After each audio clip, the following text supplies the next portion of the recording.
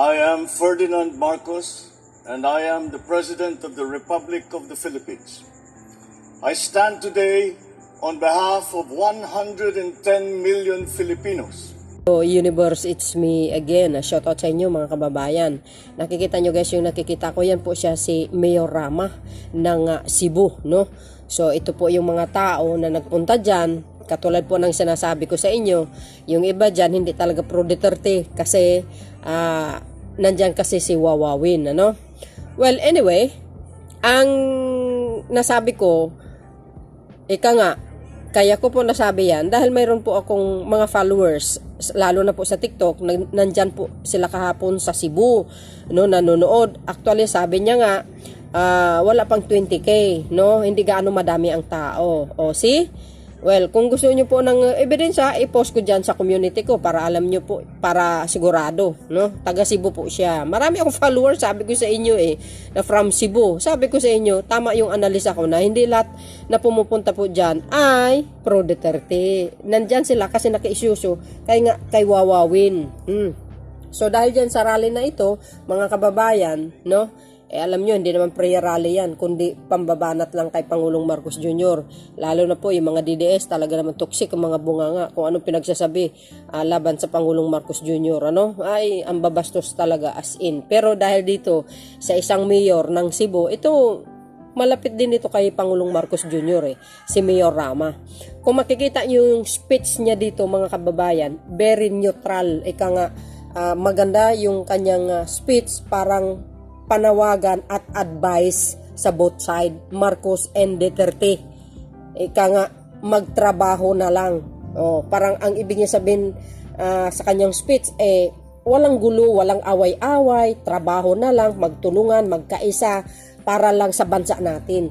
Alam niyo, maganda itong speech niya, mga kababayan. And of course, guys, even me, Filipino are not for sale. Of course, bakit papayag kayo na for sale tayo? Hindi.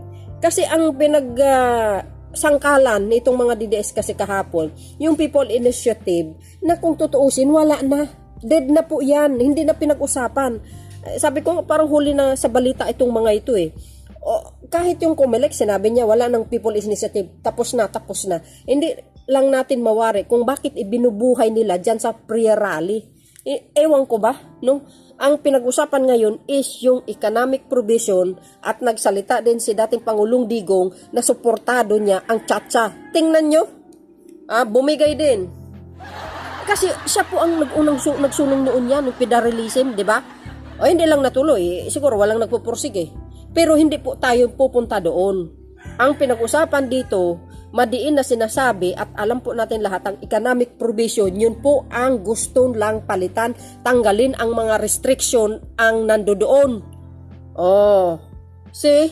Pero ang ginagiit nila, ang pinakasangkalan nila kahapon, yung People Initiative, my goodness, tapos na. Bakit binubuhay-buhay nyo pa yan? O sadyang ginawa nyo lang ng pain para lang may pambabanat kayo sa Pangulong Marcos na masasamang salita. 'Di ba? 'Yun lang Kaloka kayo talaga. So dahil dito guys, maganda itong kanyang speech, no? Kayo na pong bahalang humusga kung anong ibig sabihin para sa inyo. Ito na po, panoorin nyo. But before that, don't forget to like, hit the button bell para lagi kayong updates sa aking mga upload video. Bye and babu. Siya po si Mayor Rama ng Cebu. When we talk about advocacy, when we talk about making it, I have been, when we talk about advocacy, when we talk about making a stand for the country, you can count of Mike Rama, the mayor of the city of Cebu. Because I'm always standing for the truth. When you have God, how can you be wrong?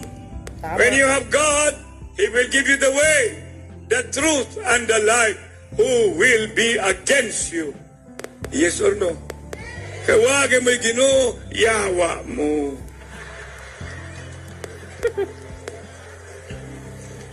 Of course, we don't need any another EDSA.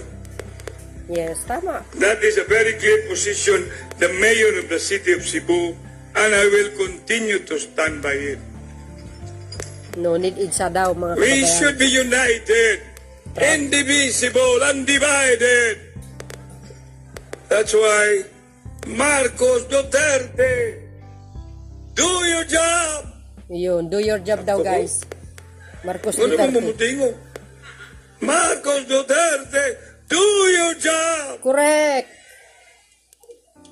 Because when we can see things are not going well, it will always be the people complaining. Yes or no? Vox Populi, Vox Dei. The voice of the people is the voice of God. Kasabot mana? Salus Populi is supreme lex. What is the meaning of that Latin maxim?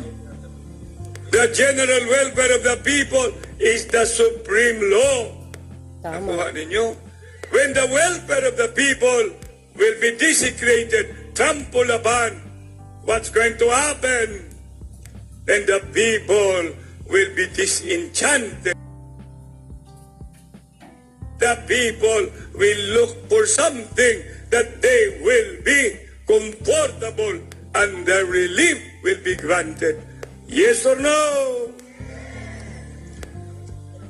At this juncture, as I welcome all of you, because I've been organizing Sinolo since 2000, I will invite you all along. Baste, bring your contingent next year, right where we are, a little farther here, for the Sinolo World. One Cebu Island, Philippines. You are all invited, but you bring your own airplane and pay your own accommodation. Mayor, baste. Yeah, Polong. Imagine Davao City joining Sinulog. That's friendship. I'm your friend. So please be here. Dance with the Sinulog. My wife will be dancing too. I will be playing the percussion. I don't have to be dancing too much or too many. 3 will be too over.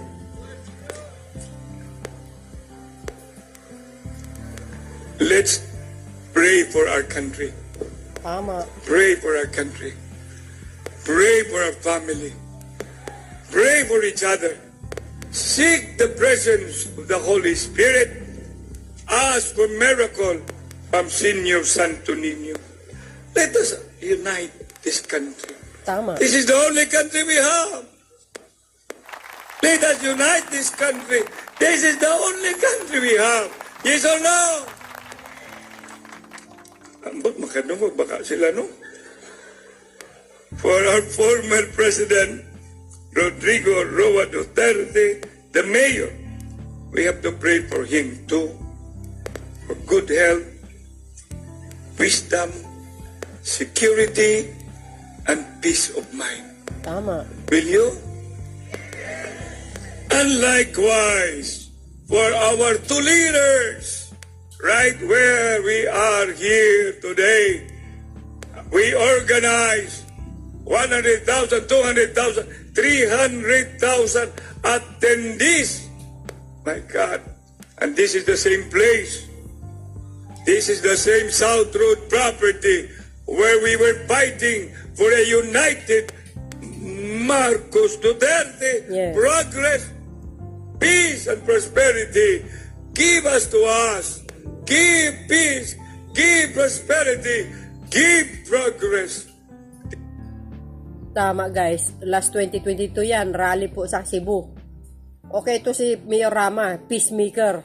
Oh, 'di ba? Tama yung sinabi niya. Duterte and Marcos, do your job. Ganon dapat, hindi yung siraan. Kasi palaaway itong mga DDS eh. Oh, 'di ba? Tama yung sinabi ni Mayor Rama. Do your job. Nag-iisa lang ang bansa natin. Mahalin natin. Ganahan na. Mo ganahan.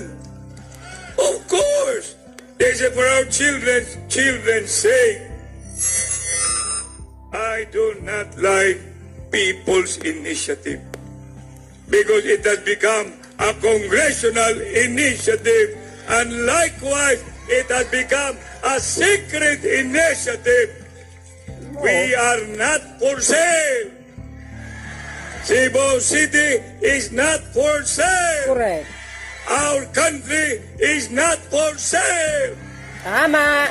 Man ako, sa pamaya ko isulti.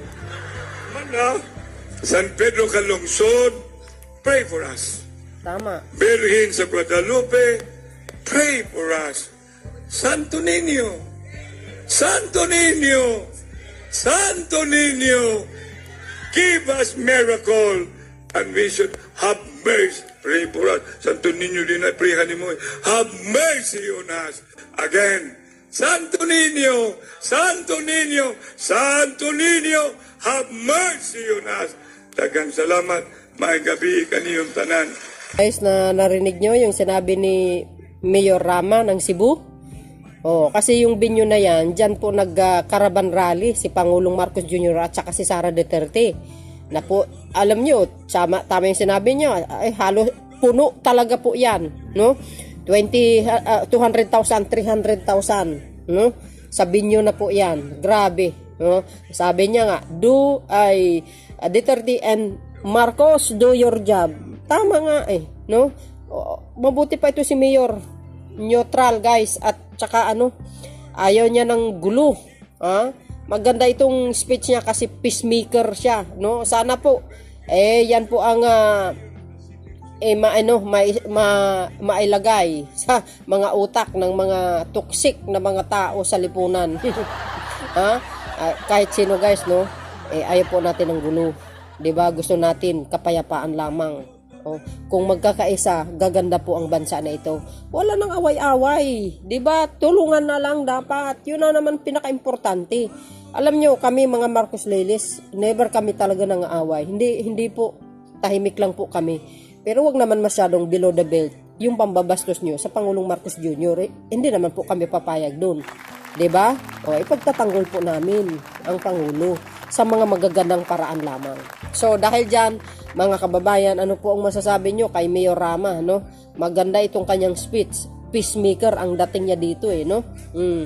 Sana po maisa-isip nyo po yan, no? Yung mga umaaway sa Pangulong Marcos Jr., magising na sana ang kaluluwa nyo, magtrabaho na lang kayo ng matiwasay para sa pamilya nyo, para sa nasasakupan nyo. Hindi puro banatan dito, banatan doon. Alam nyo, guys, real talk po tayo. Ang una talagang nang aaway, itong mga DDS. Alam po natin yan wala sino ba nag-umpisa ng kaguluhan dito ngayon sa pang-away sa social media? Di ba kayo? So, well, bahala na kayo. Kung yan ang gusto nyo, di problema nyo na yan. Mapabagod din kayo sa kangangawa-ngawa sa social media. But anyway, guys, maraming salamat sa inyong watching. See you again on my next upload video. Bye and baboos. God bless Philippines.